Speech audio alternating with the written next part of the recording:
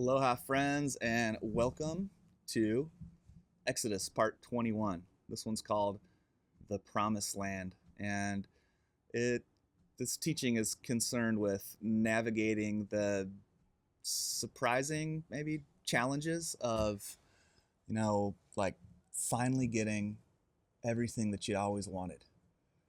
The subtitle could be like the paradox of the wish fulfilled.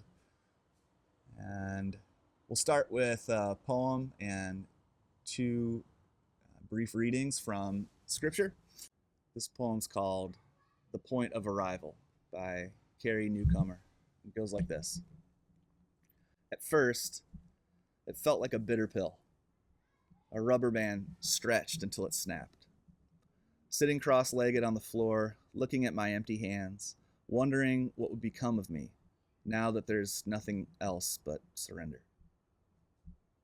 First, we fold in, and then we open out. Acceptance is a kind of ending, and yet it's the point of arrival. This is where I lay down what can no longer be carried. This is when I see my hands, which at first felt so empty, are filled with hallelujah. And here are some words attributed to Moses, who is, at this moment, Deuteronomy chapter 8, preparing to shuffle off this mortal coil after helping his people navigate the conclusion of 400 years of slavery, 40 years of wandering in the wilderness. They're on the cusp of the promised land, and this is his encouragement to them and to us. He says, God's brought you into a good land where bread won't be scarce and where you'll lack nothing. In other words, you're not going to be familiar with the terrain. So when you've eaten and when you're satisfied, don't forget the Lord. Don't forget. And remember always the way that was made for you through the wilderness. Remember how the hardships revealed the contents of your heart. Remember what you've been taught, that man doesn't live on bread alone, but on the word that comes from the mouth of God. Remember. This is Ecclesiastes 12. It's a similar encouragement. The writer says, remember God.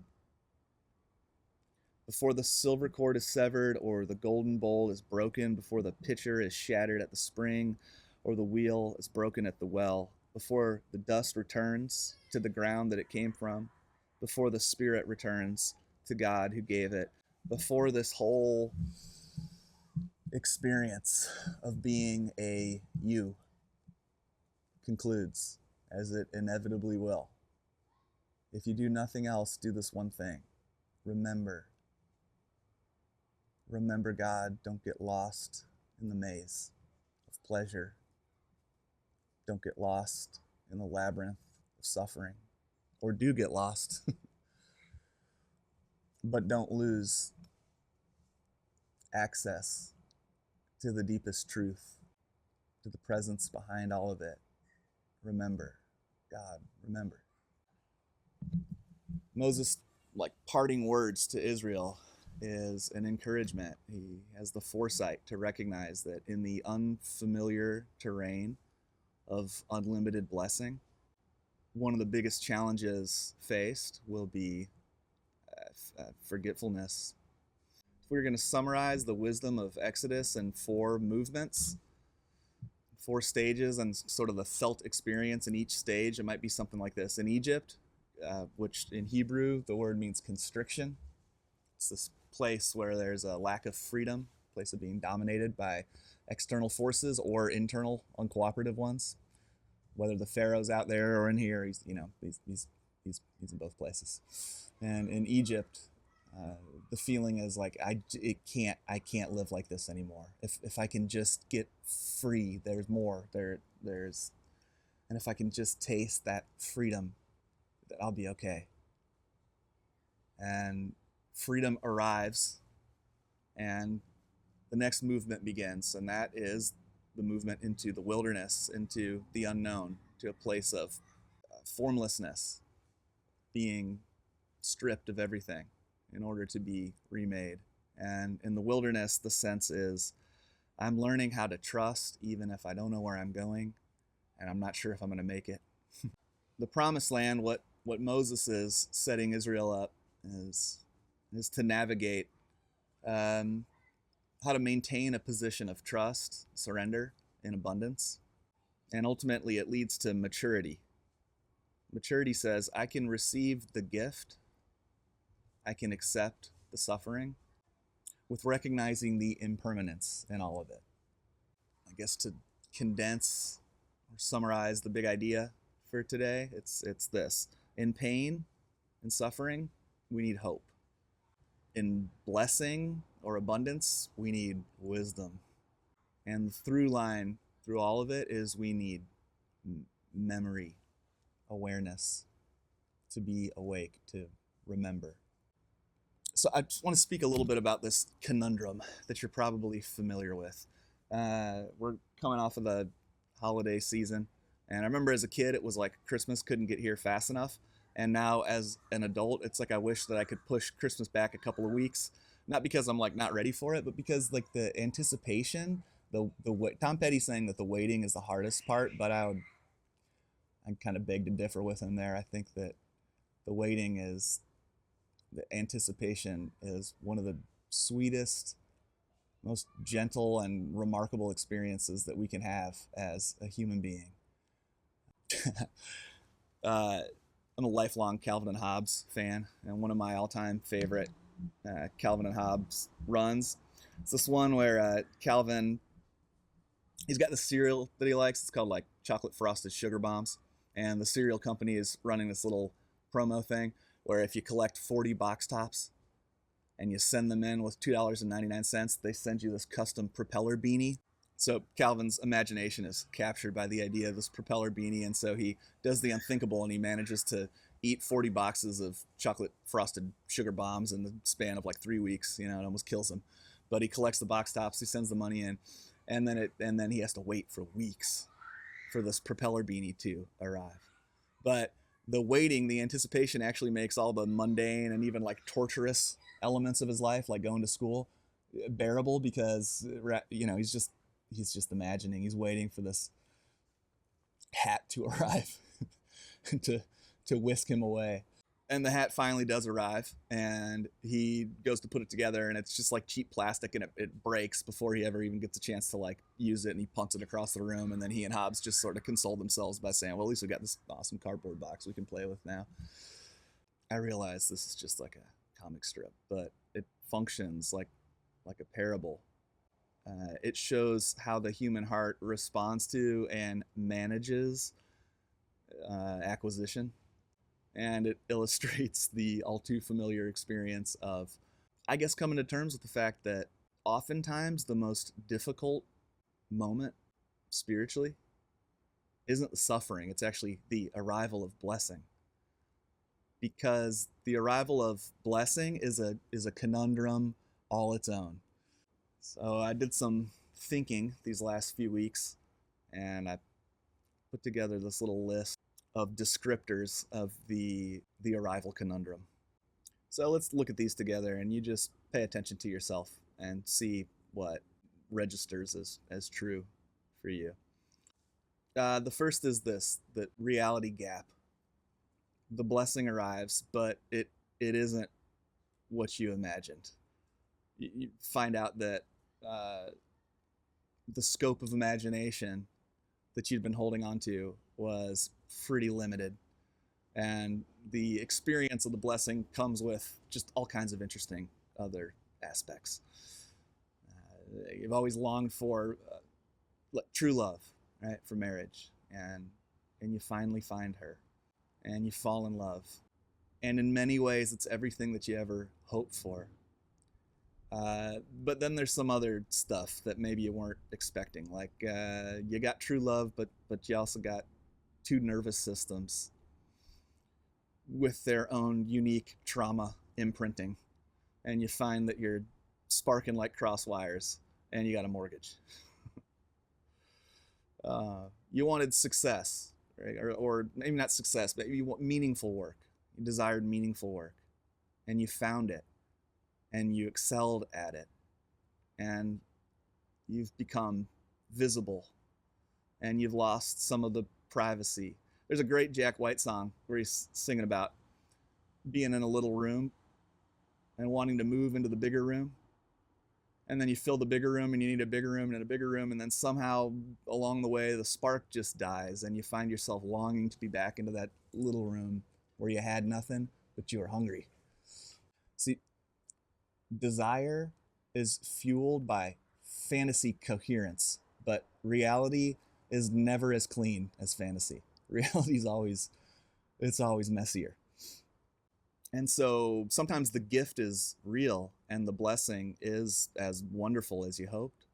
But the version of it that you had worshiped in your mind for decades, it was never existed. It can't exist. There's a reality gap. How about this one? The hedonic fade. This is probably the one that we're most familiar with. You got it and it satisfies for a minute and then it fades. The nervous system adjusts. The new job becomes, another Tuesday. The new house becomes like a series of leaky faucets. You got it. It made you happy. The nervous system adjusts and says, what's next? How about this one? The cost reveal. The cost reveal is when the price tag shows up just like a little too late. Like you're already at the register and there are 14 people in line behind you.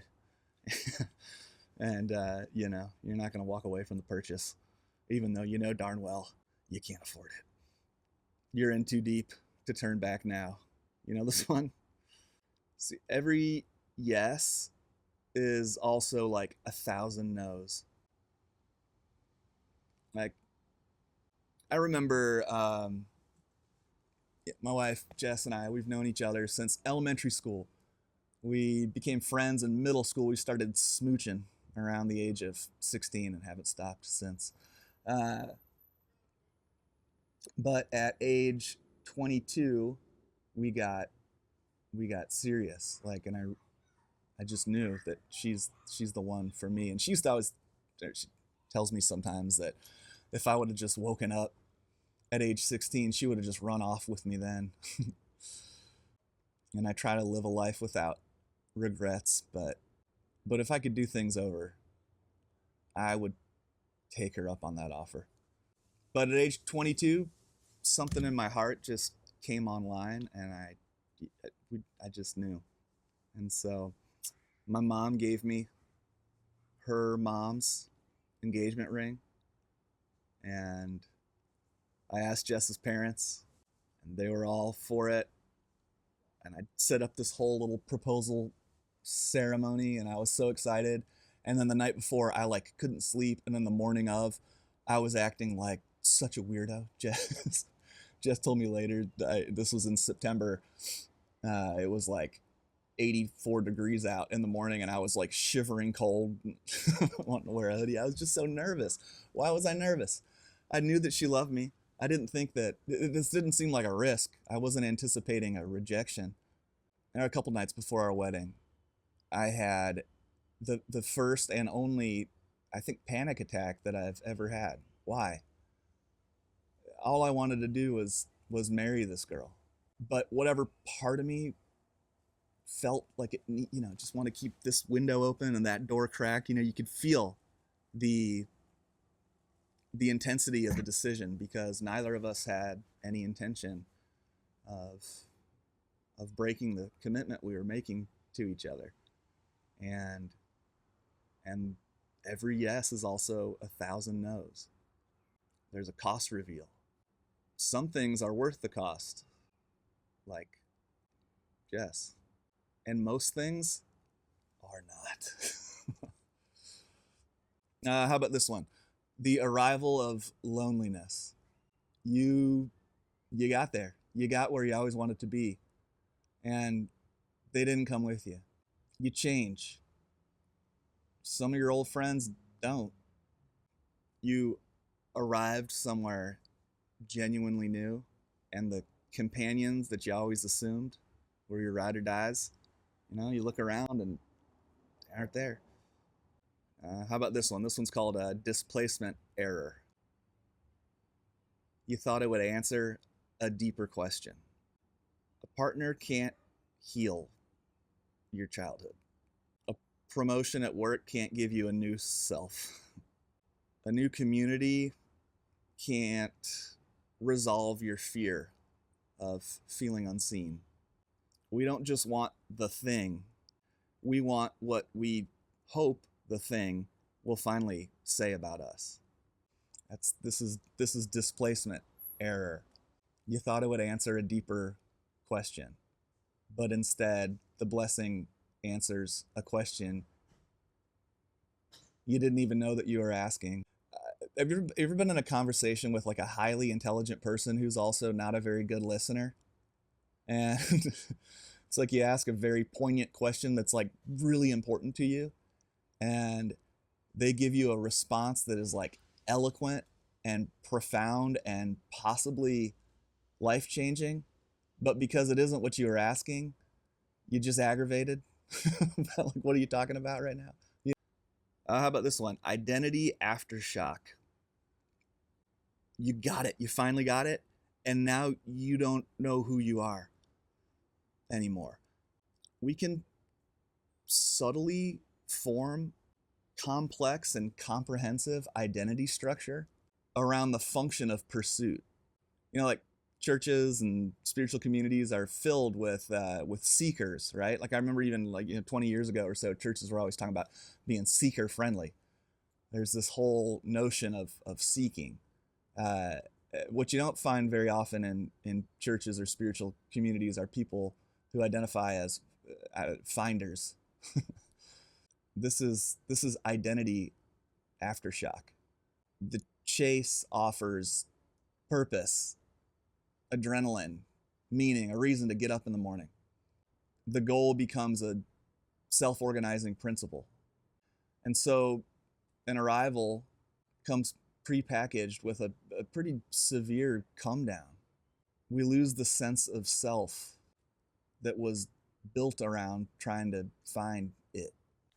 How about this one? I bet you know this one pretty well. I'm calling it comparison poison. And that's where, like, you got enough, but how come they got more? The promised land can become, competitive. Who's got the bigger vineyard, the tidier house, the cleaner image?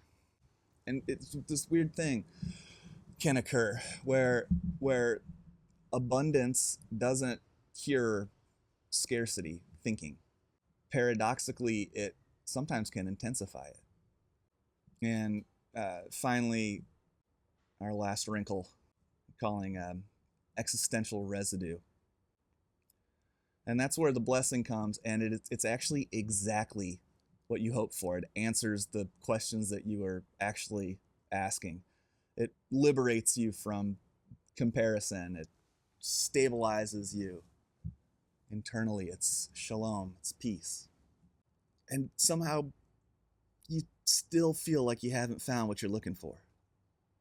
And this one is the most, I think, spiritually important, and it's where we'll focus our closing here. Because it exposes a truth. And that's that, like, material blessings, basically anything that we can experience here in form, can be wonderful, profound, and all of them are impermanent. Even a perfect gift will buckle under the expectation of being your final home. There is a wonderful little book called The Tao of Solomon by a rabbi named Rami Shapiro, and it's essentially a retranslation of the book of Ecclesiastes. You know that one, vanity, vanity, all is vanity. And the book's organized around an interesting linguistic wrinkle. There is a Hebrew word, hevel, which is generally translated into English as vanity, which is fine, but vanity carries, at least in my hearing, some kind of like moral implications. Like it seems like vanity, it's like self-serving or self-important. It has a moral quality. If somebody ever said to you, you sound so vain right now, like nobody's response is, thank you. Hevel, the Hebrew word, doesn't mean vanity. It direct translates to mist or wind, vapor.